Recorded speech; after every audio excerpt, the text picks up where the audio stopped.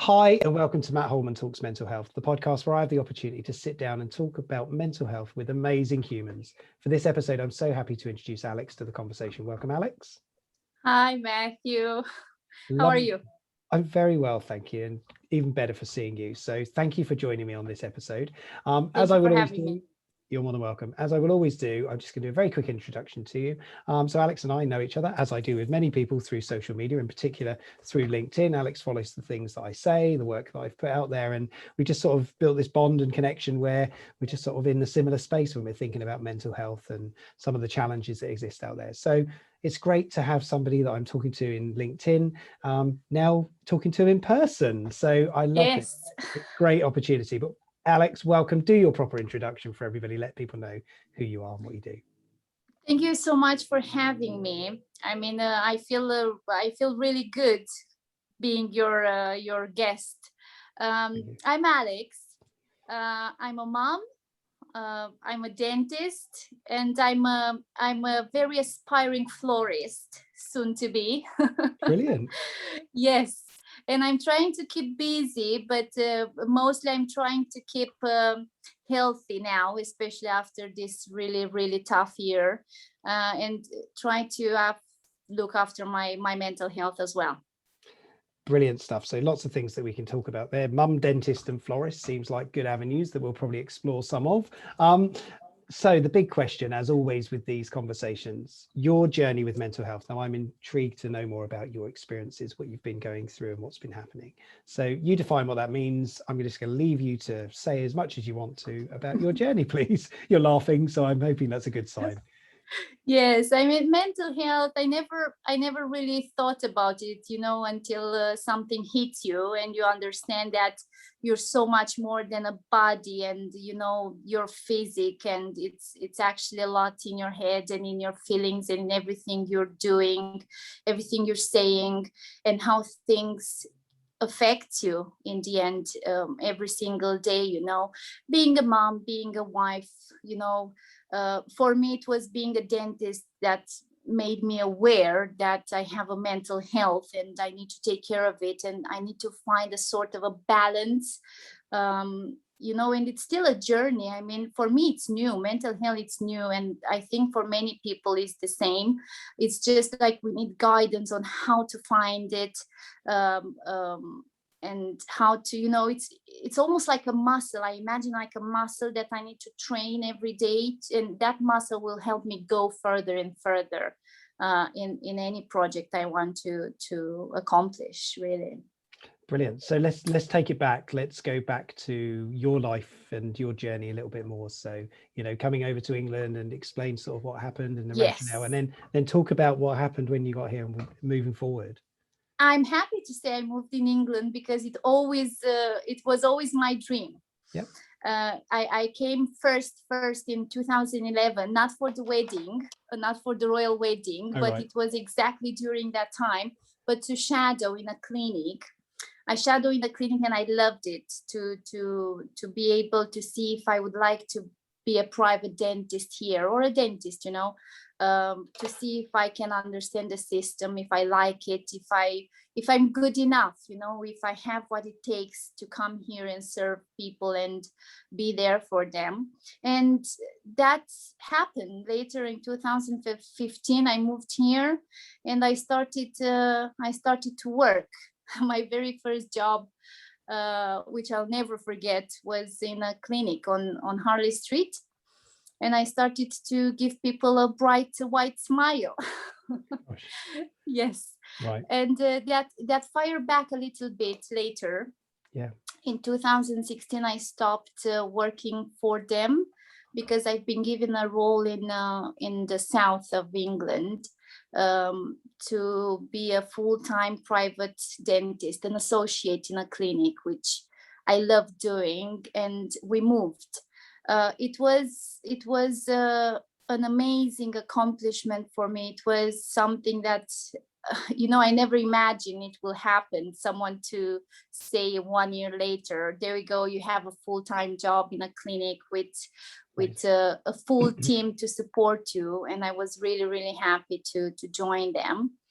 But I think what struck me was that just 1 month later, after I took this new job, my previous manager called me and said, well, Alex, I think you should call your lawyers, because there are some complaints happening with some specific patients, and we need to take care of them. And I tried to talk with them and to try to settle down, but they don't want to do it. So, the whole shebang, I had to call my insurance to tell I have a problem. I was super shocked, because you come here, everybody welcomes you, but not everybody talks. Things can happen, then you can do this and do that. And that was the moment when I think, I think it was my first time when I had to deal with my mental health. And everybody tries to support you, but at the end of the day, you're in your house, you're in your living room. I say, so what am I doing now? How do I react to this? Where do I go? And I was really, really scared. For me, it was like a turning point. It was like, I just got this job. It's such a good job. What do I do? Friends, very good friends told me, you have to talk with people and you have to take time off. Right. Well, when you come to a country and you're counting on that salary, and you're just above the water somehow, you don't want to take that step back because you don't think things will go, too bad. And I didn't. My decision was, I won't stop. Let's see where it goes. My husband supported me from day one. And he said, listen, we're in together. Whatever happens, happens, and let's see, let's power through this. And we powered through this. The problem is we had to power through 4 years and it was nerve-wracking for me. The thing is, you don't realize that during this is just when you get those emails that you feel like everything, it's like the whole world shakes for you, because you have kids that are, you need to take care of. You have a husband that gave up his career for you to grow in yours and to give all the time and space you need to do so. We are in a whole new country and there's no one to look up to. And if you start to share these things with people, I mean, some people don't have the capacity to understand that this is something that can be solved really easy, or it can be something that can go on and on and on and on, and can have a really impact on you. And in the end, it did have an impact on me.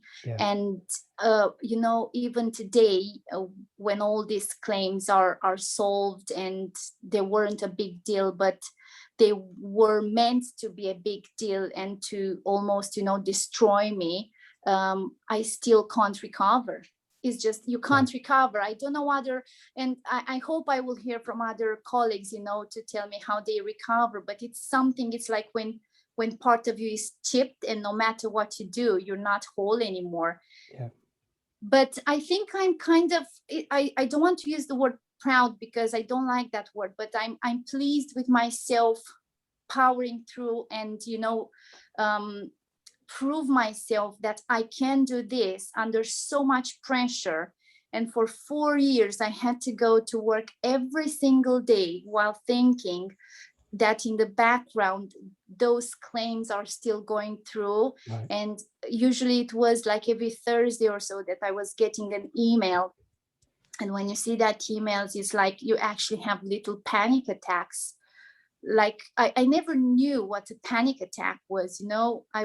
I gave birth, I got married and stuff. I never had something similar with this, when you feel like there's nothing that somebody can tell you or do to make you feel better, and to have that, sort of calmness in you. It was amazing. And even now, every time I get an email from something that can be related with dental people, or so, it's like, oh my gosh, what is that?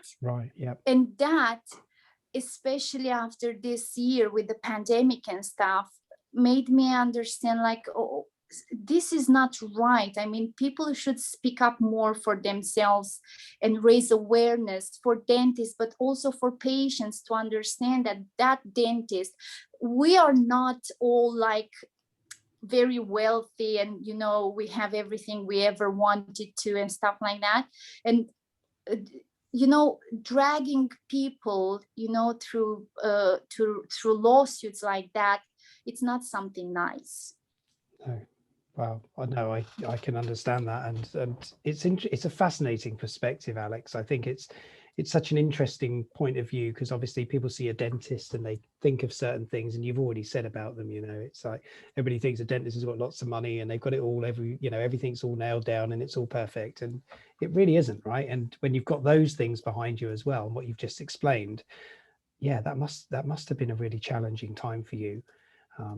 You know, you talked when we were talking before a little bit about sort of some of the physical manifestation of what was going on when you were feeling those things. Can you give a little bit more insight into those for people listening? For me, was very real. For me, was almost like a state. It was almost like when you feel like you go into a state that you can't control. I mean, the first few emails that I got, it was just crying. It's like crying and crying and crying. I forgot to mention that during these 4 years, I also got pregnant, you know, and it was awful for me, because all the changes I've been going through with all the pressure from outside of my body were not clicking properly, you know, and they were against each other, and it was very, very much to deal with. And I felt like there's nothing there to hang on to it properly. There was no help literally for me, like you know, like when people talk to you, and if these situations were more not as private as they usually are, and I understand that, mostly when you hear about a dentist going through such a difficult time is when you read Daily Mail or something like that. But if you would go deeper than that, you would understand the harm that these kind of things do to you. So I think, so the first emails, I was just crying. I was crying. At some point I was telling my husband, this is not going to end up well. I mean, I don't know how, because you don't know the legal terms, and it's very scary, you know, when you read this kind of documents, and, you know, there were some words that at some point I said, what's going to happen to me? You know, those people that were complaining, they are fine. They had their wedding or whatever, but they are fine. They are living people, you know, they go to their jobs, they live, you know, their happy lives. There were no such impact to affect any part of their life, really. But there was me dealing with the pressure of all these people, you know, and all the negativity pointed towards me, basically. And when you get into the system and you get like legal advisors and stuff, they always tell you, well, I was telling you, it's not my fault, you know. And they say, well, we're not trying to see whose fault is it. We're just trying to sort it out. You know, and that is like, so what can I do with that information? Because that doesn't help me. I understand. And in the end, you know, I understand that I might have made some mistakes in the way that I approached that job, and, you know, how it was dealt with. But nobody told me, okay, this is how you should do it from now on, or this is what you should look up to, you know. Well, I can only imagine how difficult those moments were, especially as you're going through having another child as well, and, you know, the emotional changes that you'd be going through with that as well. And oh my gosh, so many different pressures from different perspectives, and it really is just really fascinating. Coming up to like the last year or so, because I know there's been some changes in where you've been well in your journey. So let's come to that, if that's okay. Tell us a little bit more about what's been going on there. So the beginning of 2020, I was very positive, you know. so my claims start they completed in 2020 during the pandemic. I think it was April or May. It was like the best gift ever given to me, you know, having those letters saying that everything it's dealt with, that's it. It was okay, I can take a deep breath now and go on with my project.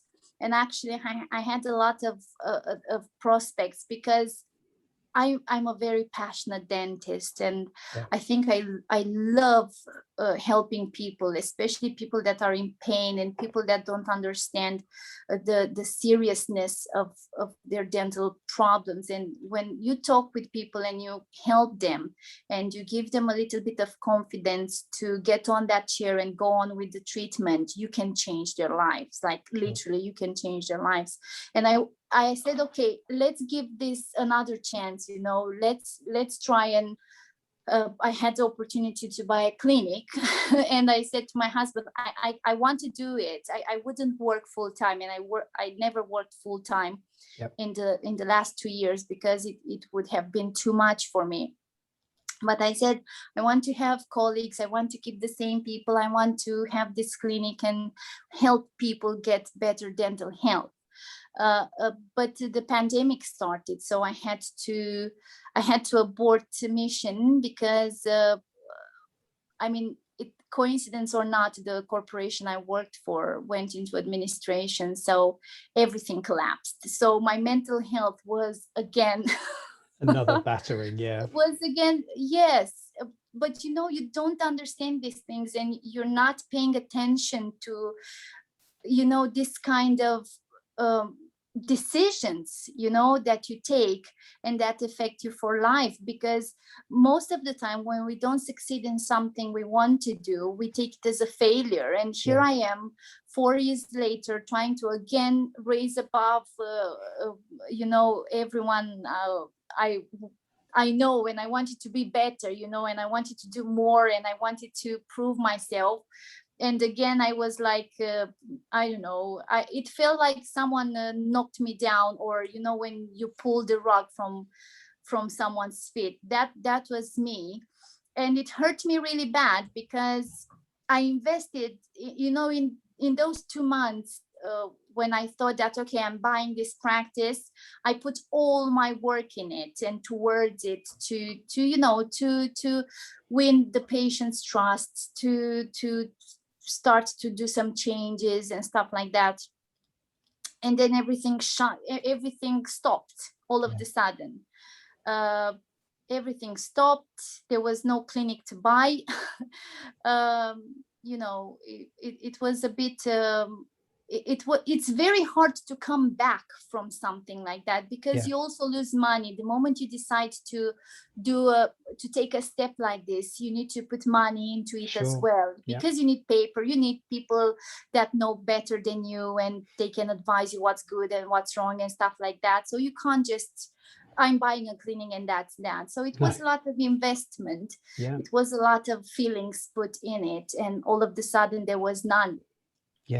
And I think what hurt me the most was that there were, after that, you know, when it was April, May, June, nobody called me to say, wait, where are you? You know, what's happening to you? Why you didn't practice? Why you didn't buy the practice anymore? You know, from my previous patients, friends, people that I knew, you know, there were a handful of people asking me questions, but that was about it.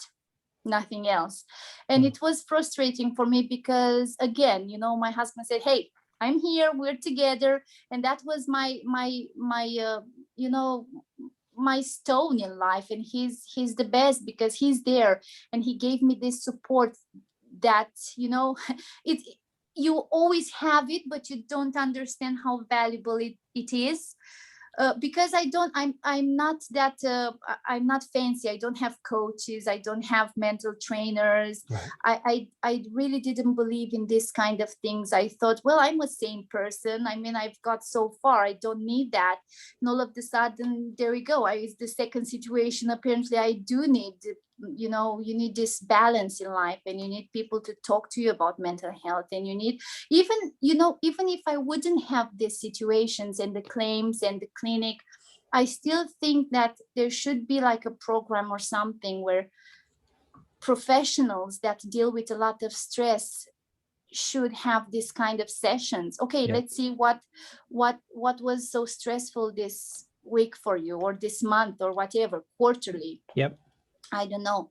And maybe they are, I don't know. I hope the colleagues that are still in the field are still having these things, but mostly I think people go on holidays to unwind, you know, but they don't look deeper than that to an actually it's fascinating mental health balance, because I didn't have that, and I understand that now, and I'm still educating myself on this matter. And I, you know, because life goes on and you still have to do things, you still have to have a job, but you try to learn from your own mistakes. You need to, and I'm still trying to find a balance and to put less pressure on me, because in the end you hear like, okay, nobody cares, like it's just you putting so much pressure on you, but it's more than that, really.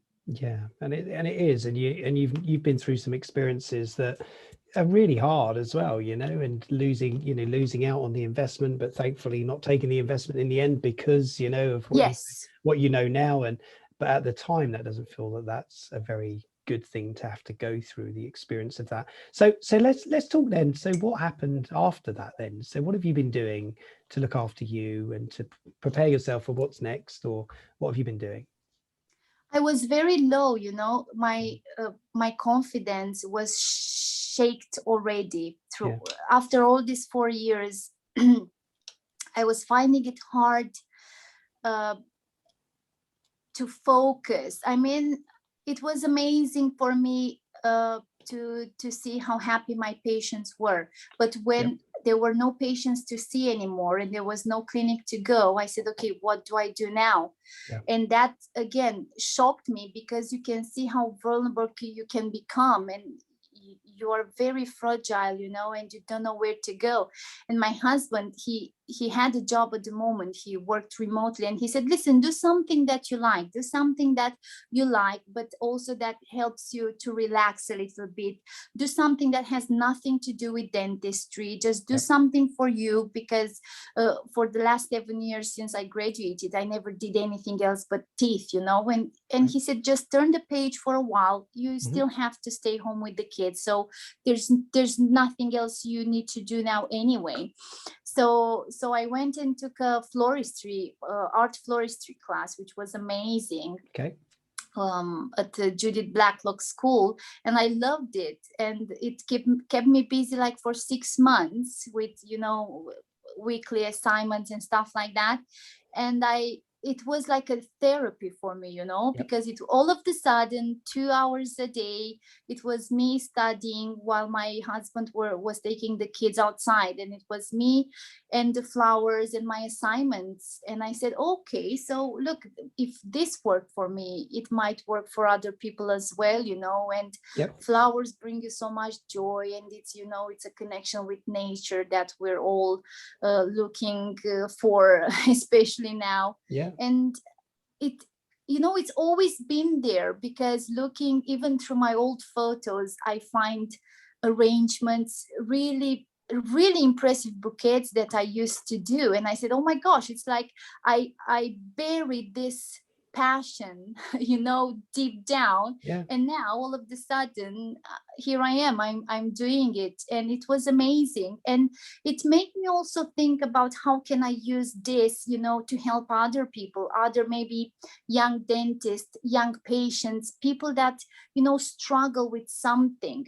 And I started to look, you know, to look it up, to see there's flower therapy. I mean, in Japan, there's this lady that has a little studio, and they have flowers, and single mothers and people that are very stressed can come and just make arrangements while they talking about nothing. So you don't go necessarily there to study how to deal with flowers or how to work with them. But while doing something, you know, you leave your mind freely, and you basically share this heaviness that you might have with other people. And I say, well, that's really something I would like to do with other people. And looking back at what I was doing in dentistry, maybe wrong, it was that I was always spending so much time talking with people, because people cry in the dental practice. People are scared, people shake, people don't want to sit on your chair. So you need to go very deep, you know, you need to connect with those people, and you need to make them feel safe. And for me, after all these years, you know, to stay and do something for myself and have that, you know, stress-free atmosphere and a clear mind helped me to see everything more clearly. It's like all of the sudden the fog went away, you know, and I could see and that helped me a lot. Helped me a lot, doing something else than teeth. And I'm impressed, because I never thought I need something else. You know, they all say find your passion and work towards it, and that's it. For me, it didn't work. I'm very passionate about teeth, and I was a very, very passionate dentist, but I'm as passionate about flowers and sharing them with other people. Amazing. Well, interesting, isn't it? You committed so much of your life to teeth, as you said, 7 years of teeth. Yes. I love the way you said that. I think that's a great phrase. But you didn't do so much of looking after yourself and taking those times to take care. And so now you're in this place where you've done your course in floristry, and so what's next then? So what is the next thing for you? Is it combining dentistry and flowers, or is it, you know, something else, or what do you want to do next? The world is your oyster, because they're two very different things. You know, I don't see any connection between dentistry and flowers. I mean, at some point I was joking with my husband, saying that I would send flowers to all my dentists to have in the clinics, but I'm not sure they're allowed to have any now with the COVID and stuff, because of the water. I don't know. Of course, but what I would like to do is like see how can I help people through it. You know, I want to learn more about mental health. I'm thinking to take a master in mental health, and having already a bachelor degree helps me a lot to do that, you know. And I hope I will get to a point where I can combine both floristry and the mental health.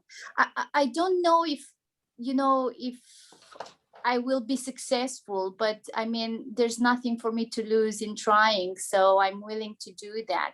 And I'm interested in that. And I'm starting, I have two very nice ladies, coaches that I'm talking with about. And, you know, I understand that taking care of yourself and talking with people about your struggles and the challenges you go through, it helps you grow, you know. Go on.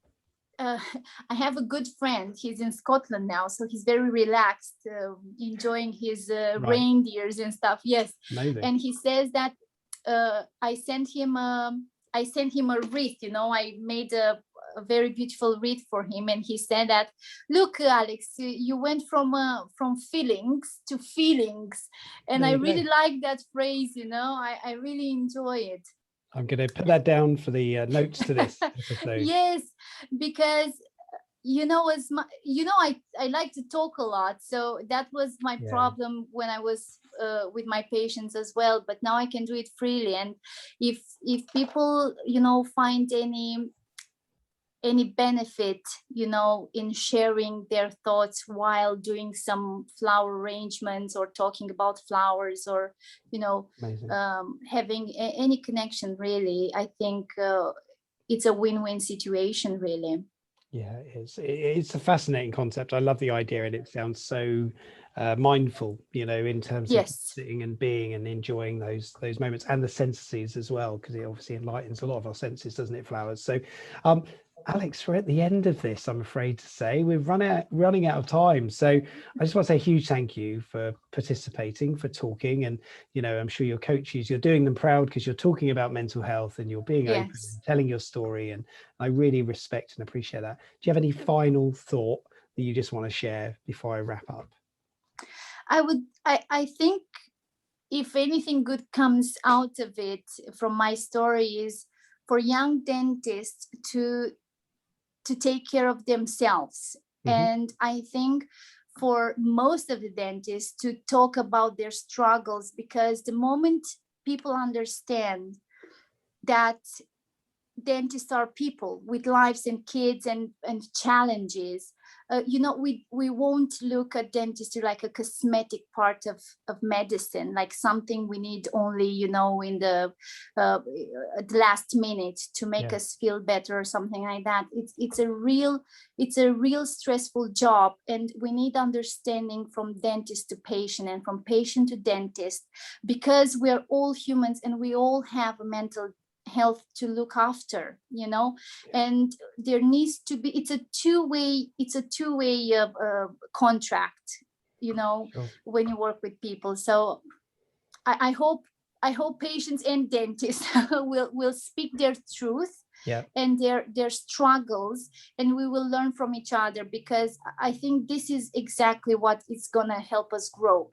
Yeah, absolutely. And you're absolutely right. You know, well, we're either a dentist or a patient for certain. So we're all one or the other. Listen, it's been amazing. I'm so happy to have the conversation with you. We're all humans. I love that, because that's something I'm big about as well, is humans first. Yes. We are all humans, irrespective of our roles, our jobs and everything else. As I always say at the end of this, if anybody is struggling, if you are worried about anything, if you are going through any of the challenges that Alex might have outlined in what she was saying about her journey, no, there's always somebody to talk to. There really is. Samaritans is a great organization. I'm totally biased because I am a Samaritan, of course, but, you know, use those resources that are available to you. Don't sit in silence and suffer alone. 116123 is the telephone number for Samaritans. And please do know there is always somebody who wants to talk and listen. So Alex, thank you so much. It's been lovely catching up, and I wish you all the very best. I'll see you soon. Thank you very much. Thank you. Have a nice evening. You Bye. too.